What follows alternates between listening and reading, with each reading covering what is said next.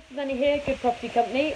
What we're doing today is we're getting some of our flats photographed, and so that's about setting the scene and having our photographer do a rather smashing job. So right now, with my great video, you're just posing things exactly where you want them to be, so that the property looks really good. Now this is a fairly small double bedroom, but with the photography, and I think you guys are looking at the photos straight away, aren't you? So that then you and Josh agree which photo goes forward.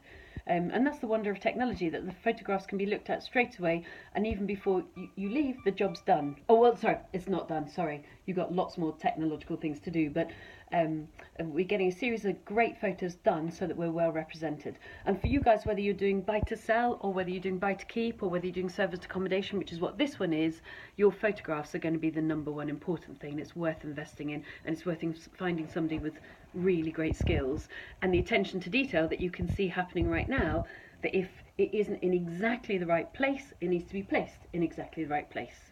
So that stuff really matters. Pay for great photographers and make sure you've got great photographers as part of your team. See you soon. Bye.